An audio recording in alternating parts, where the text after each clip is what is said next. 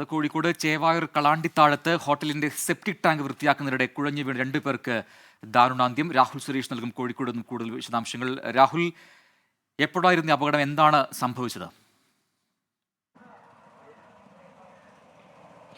പ്രജിൻ, ഇന്ന് വൈകിട്ട് 4 മണിയോടുകൂടിയായിരുന്നു സംഭവം. നമ്മളിപ്പോൾ ഈ അപകടം നടന്ന ഇരിങ്ങാടൻപള്ളിയിലെ ഹോട്ടലിലാണ് ഉള്ളത്. ഇന്ന് വൈകിട്ട് 4 മണിയോടുകൂടിയാണ് ഈ ഹോട്ടലിലെ സെപ്റ്റി ടാങ്ക് ക്ലീൻ ചെയ്യാനായി 2 തൊഴിലാളികൾ ഇവിടെ എത്തുന്നത്. അതിനിടയിൽ ആദ്യം ഒരാൾ ക്ലീൻ ചെയ്യാനായി ഈ ഹോട്ടലിനകത്ത് തന്നെയുള്ള സെപ്റ്റി ടാങ്കിൻ്റെ ഉള്ളിലേക്ക് ഇറങ്ങുകയായിരുന്നു. ഇറങ്ങിയ ആ നിമിഷം തന്നെ ആളുടെ ബോധം നഷ്ടപ്പെട്ടു. തുടർന്നാണ് പിന്നാലെ ഒരാൾ കൂടി അയാളെ രക്ഷിക്കാനായി ഇതിൻ്റെ അകത്തേക്ക് ഇറങ്ങുന്നത്.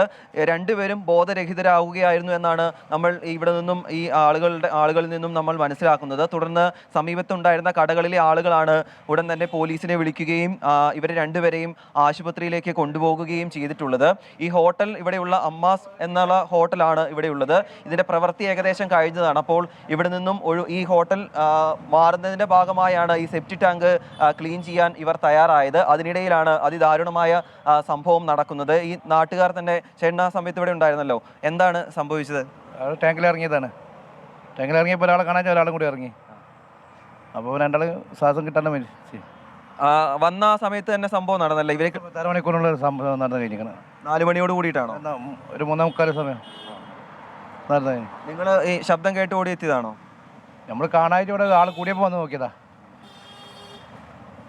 എന്താ അപകടത്തിന് കാരണം, അങ്ങനെ എന്തെങ്കിലും പറയുന്നുണ്ട്? ഇവിടെ വേസ്റ്റ് ടാങ്ക് ക്ലീൻ ആക്കാൻ വന്നതാണ്, വെള്ളം വലിക്കാൻ വന്നാ.